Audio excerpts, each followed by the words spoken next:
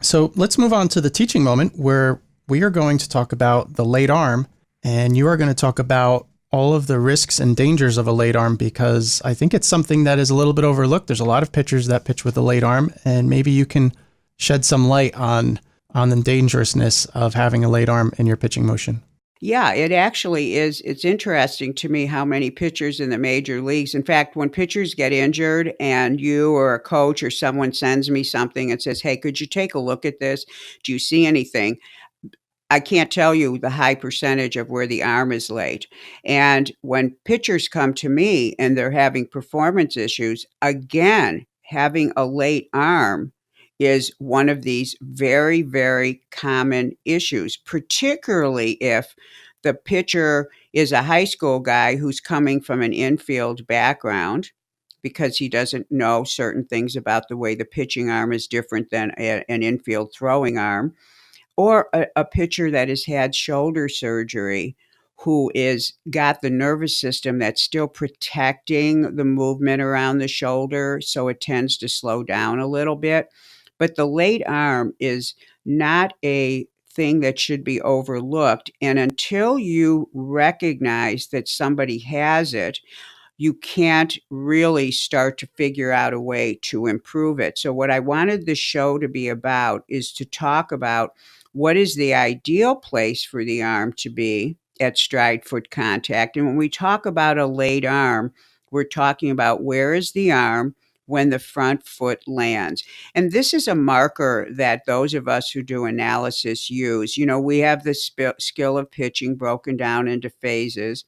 And the second movement where the pitcher makes the stride and his front foot makes contact with the ground, at that moment when the front foot makes contact, and guys, this could be flat footed, it could be a heel. We don't love that, but could be the ball of the foot.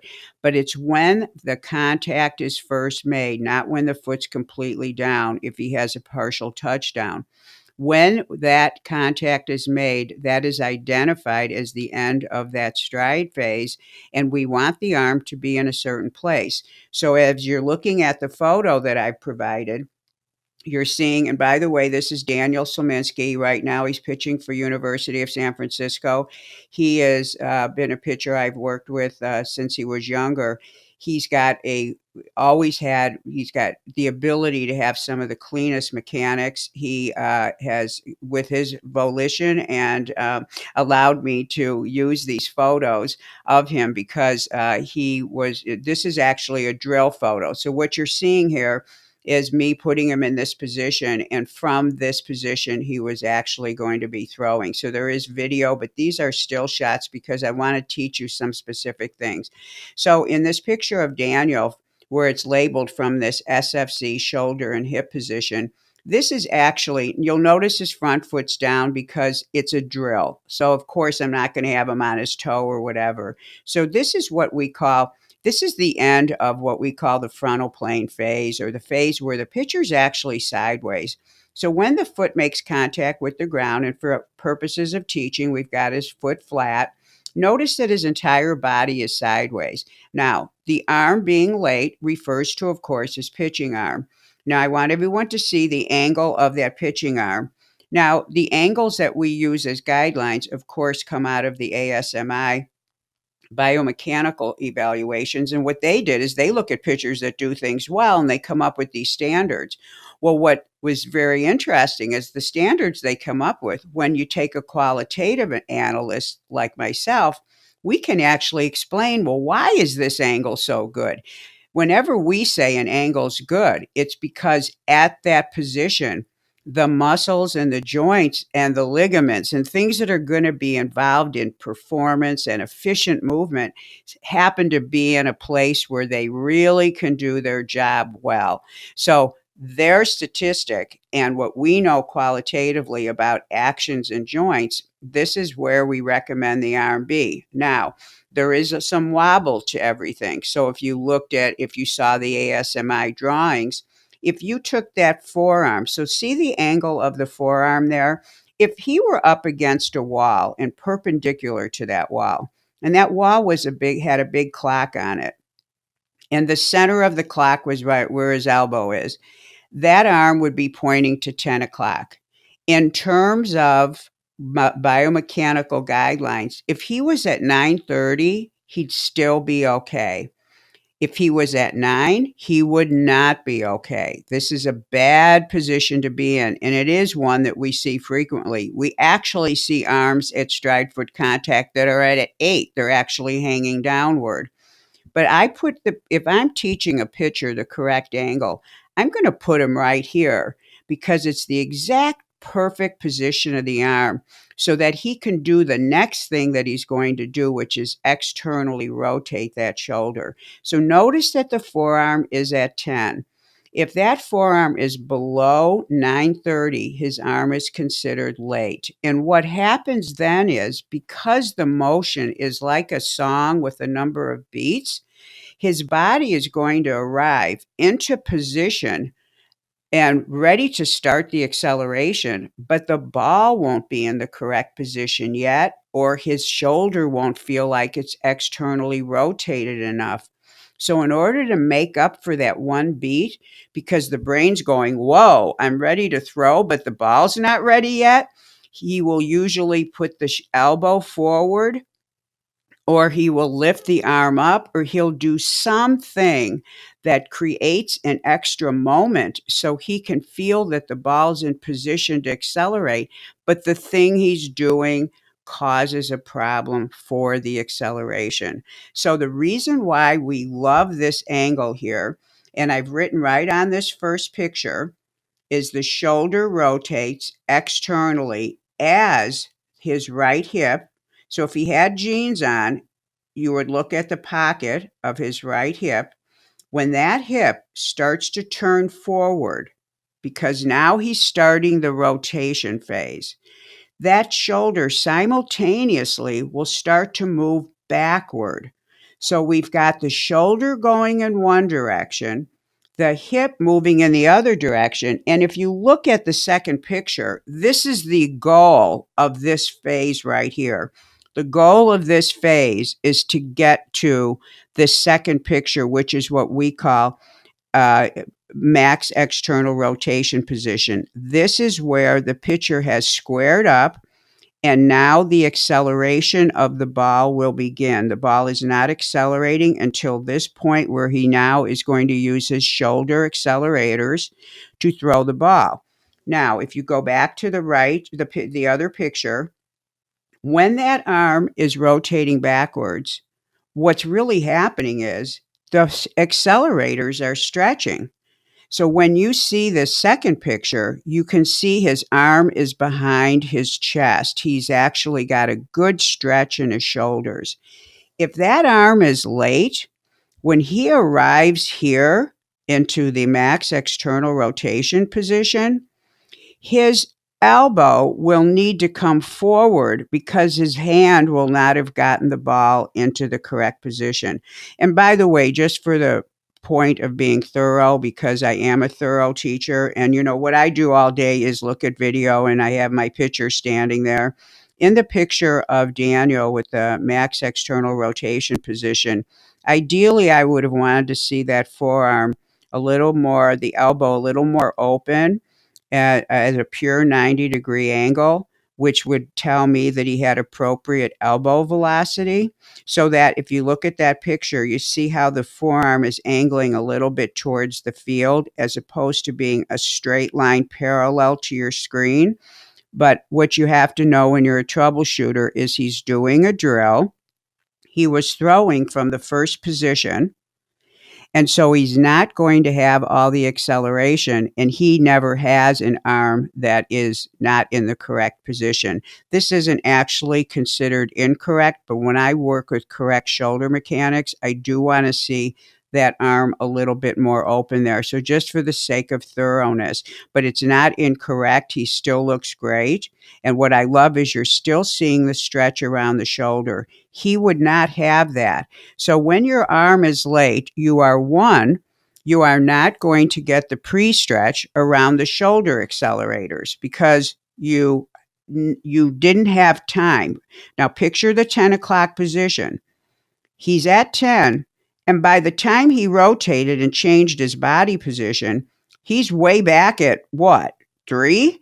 Okay. If you start, let's say you start your arms hanging down and you're at like 8, you're lucky if you're up at 11 or 12 by the time you rotate. So that's what we call being late. So then he would arrive square like this, but his arm's like, well, where's the ball? That's what his brain's saying, because his brain can feel that something's off. So he makes up another movement. So when you don't have the correct position at stride foot contact, the rotation will be off, because the rotation is the next thing that happens. And the rotation of the upper trunk is what will be off. The arm can't come through at the right time. So then you've got a direct effect on the velocity, because the way that a pitcher gets from photo 1 to photo 2 is in a sequence of 3 pieces of rotation. And if the arm is late, the last sequencing, the last segment will not be timed correctly. So now you've got a loss of velocity from rotation problems. You've got a loss of a pre-stretch that couldn't occur because your arm wasn't in the right place when you started to rotate. And then you've got the pitcher making up another beat, and he's going to put his elbow forward or he's going to lift his arm up. He's going to do anything he can to feel that he is getting that last piece of external rotation. However, he's not getting it at the right time. So now what you have is the acceleration path will be altered. Now, in addition to those things, so the late arm has a direct effect on velocity for a number of reasons that relate to how well the accelerators are stretched and also arrival time. But the other thing that happens is both of those things that the pitcher will do, and those are just two of probably, those are the two most common that I see, but you never know what a pitcher's arm's going to do.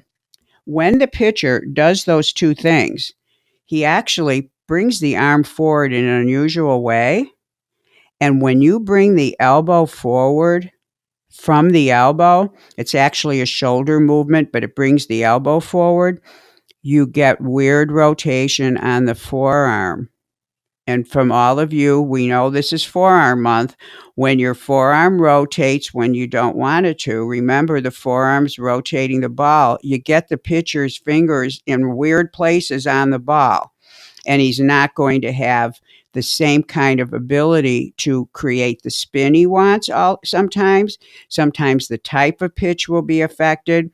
He's not behind the ball in the same way, and it's because his arm didn't come through the acceleration path correctly. Now, all of this that I just said is because in photo 1, instead of being at 10 o'clock, a pitcher was at 9, 8:30, 8 o'clock. I've seen a forearm recently where it was completely, the shoulder to the elbow was in the position Daniels is in, but the forearm was completely vertical to the ground. That's how late the arm was. And that is a lack of ability of the pitcher to rotate a shoulder, because what the forearm angle denotes is the amount of shoulder rotation that a pitcher has. The forearm changes angle with the shoulder. So when I see major league pitchers, and there's one, I don't want to mention names because these guys are, they're human beings too, but he's a great pitcher, has problems here and there. And every time I look, his arm's so late. And I'm like, why hasn't anybody told him? And this isn't a big deal to an elite pitcher. He can figure it out. And plus, guess what? When you say your arm's late, he's going to go, yeah, it does feel like it's lagging. And when you have them throw just one time from the correct position, they love it. So Daniel's in this position because when I said throw, and he comes through from this, and his shoulders, you see, they know what the shoulder's supposed to do. They just didn't start in the right position. So if you don't start right, you're not going to end up right. But they know what to do in the middle. So when you start a pitcher from this position here and you say throw from here, all of a sudden they'll look and the first thing they'll say is, the ball came out of my hand sooner in the motion that I'm used to.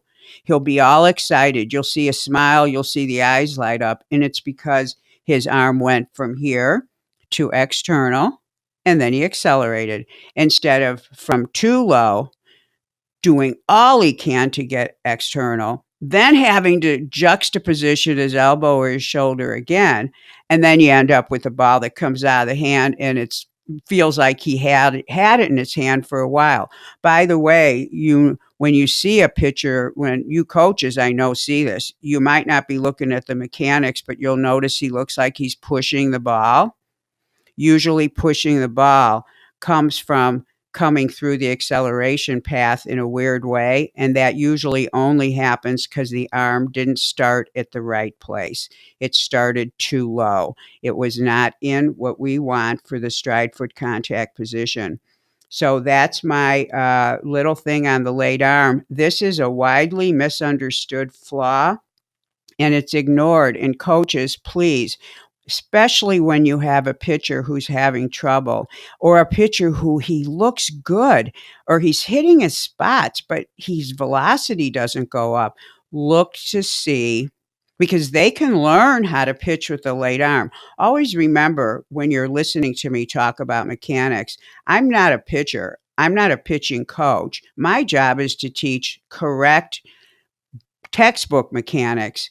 You guys put the bells and whistles on it. So when you are seeing pitchers and they have these flaws, don't say, oh, well, what she's saying is crazy. No, they've done a great job of practicing something and they become good at it. And so that is to take nothing away from them. But when we, people like myself, want to teach, we have to teach. I have to teach what is actually just normal movement.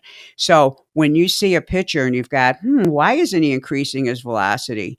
But he seems to perform well, but something's not right. Look to see if that arm's in the right place. Also, even if he's pushing the ball, leading with the elbow or doing something, he can also be an effective pitcher. It's not to say he's doing it right, but when you're trying to figure out what is wrong here, I do want to improve this guy. What am I missing? Go back and check out to see where is his arm when he reaches stride foot contact. All right. And again, go to Angel's new YouTube channel to see the images, and we'll also have links in the show notes so that you can follow along. You can rewind and follow along. This is pretty amazing new twist on what we're doing here with the podcast. I'm so engrossed here on looking at the at the photos and listening to your description and everything. What I want to reiterate for you, which you've already said, just to drive the point home a little harder, there are many pitchers and there are many major league pitchers who are still able to throw 95, 97, maybe even 100 miles an hour with a late arm. And to Angel's point, that doesn't mean you shouldn't fix it. I mean, it should be fixed because, like Angel said, they've figured out a way to reach those velocities and that kind of performance in spite of the late arm. And when you're using a late arm like this, Angel, you're putting tremendous stress on the joints, I would imagine, especially the elbow. Isn't that true? Actually, I'm so glad you just said that because I just realized I forgot to say something important. And I love that you said the elbow because it's not the elbow. I know leading with the elbow is one of the results of a late arm. It's not the only thing that can cause leading with the elbow, but if your arm is late, you're going to probably lead with the elbow. But the word elbow can be misleading because you think leading with the elbow means the elbow is under strain. It's actually a shoulder mechanics issue that is incorrect that causes the elbow to come through. So but what I want to say is, so when you've got a pitcher who has had a labrum tear, when you lead with the elbow, and when your arm is late, you're putting a lot of stress on the shoulder joint. And other things are usually accompanying it, like too much flexion at max external rotation, different things. So just remember this, coaches. If you've got a guy who had a labral tear and he's come back, if you watch him, you're probably going to see a late arm at stride foot contact. it's probably how he got the problem. And it also can be a result of the surgery and him not wanting to rotate his shoulder. It's an indirect nervous system response as a protective mechanism. It's kind of like it protects the areas that are sensitive. But just a tip, labrum and shoulder issues, look at the arm to see where it's at. When you put a pitcher in this position and he throws from this position Daniel's in the first photo, they love it. And you will see probably different mechanics. And if you don't have film and it's hard for you to look, just have someone who looks kind of funky throw from this position here, and you might see night and day. And I know you coaches have your own ways of doing things you have genius, and I want you to use your genius. And my job is to give you a few more tools to work with, because this late arm issue is so prominent. I cannot tell you. And especially in high school, and especially when you've got pitchers who are catchers, shortstops, and third basemen, and they don't know anything about rotating the shoulder. So their arm is late at stride foot contact. They look like a shortstop getting ready to, rope the ball. And it's so common, I cannot tell you, but it doesn't work for pitching. Pitching, you have to get that shoulder into this nice neutral place at foot contact. Then as the body turns, that arm goes, the forearm moves into a perpendicular position. Then it moves way back, just like you'll see on Daniel's second photo. And when you have that beautiful rotation around the shoulder, that converts into this beautiful acceleration. You interfere with that, you're not going to get the acceleration, but you get stress. You get stress around the shoulder. It can affect the elbow, Joe, when there's things that they do in addition to that, but the late arm is usually going to affect the shoulder. And one of my favorite pitchers who retired after many surgeries, Santana. Yeah, Johan. His arm was so late. Yep. And he kept having the labrum problems. And trust me, my heart was breaking because I could see it and it was obvious. And it's heartbreaking when you know what's going on, and the pitcher's having those kinds of pains and problems, and they match up. But my job is to connect those dots, because I do this all day long, so I've seen everything a million times. So, but great point, and thank you for bringing that up, Joe, because if the kid's already got labrum problems or pain, coaches, please look at this, because you could save him from surgery by identifying this early. Yeah. Yeah, it's interesting you bring up Johan Santana, because you and I discussed him at length, and he actually pitched a no-hitter, the only no-hitter in New York Mets history, while pitching with that late arm, and everybody talked about, it was that game that ended his career. You saw his career ending a year or 2 years before that because of what he was doing with his late arm. So, and that had nothing to do with the pitch counts that we've been talking about, earlier in this episode. It was about the flaw in his motion, and other things. Yeah. And well, you know what? These guys are gamers. They're gamers. They're going to be in the game for as long as they can. That's why a lot of them don't talk about their pain. I mean, when people say, oh, no one had pain before, no, they didn't talk about it because there weren't solutions for it, especially way back when you would say my shoulder's sore and they just put ice on it. Nobody knew how to really look at things. But these guys are gamers. They're going to pitch like that and they're going to learn how to do it well. That's why I have so much respect for them. And why, when I see something like this and I know, oh, wow, this is awesome. When pitchers come to me and I go, I see why you're having the problem. And they get this look on their face like they're almost scared. And I go, dude, you should be happy right now. I found out what's going on. And then they smile. They go, oh, yeah. I said, don't worry. Most pitchers are thinking, they don't want to know what they're doing wrong, because then they're just going to have to try to figure it out themselves, or they don't even want to know. No, that's not the day we have anymore. We have people who know how to connect dots. So it's exciting to identify a problem for a pitcher, because guess what? They're going to pitch through it. just like Santana did. But that's the kind of guys they are. So, and it's their job. Right. And no one wants to give up their job. Right. They're warriors. So awesome. So there we go. I love this photos. To the audience, I hope you love having these photos. I feel like somebody took handcuffs off of my wrists. I'm not kidding. It was so hard to teach about things and know that I really taught it well, that everyone heard the same thing. Accuracy and clarity is so important to a teacher. So I'm so excited, and I hope you are too. Yeah. And for those of you who are lifting weights right now or driving in the car or whatever, when you get done doing what you're doing, consider checking out the images that Angel is referring to and listening to that whole thing again, because I think you'll find it very educating.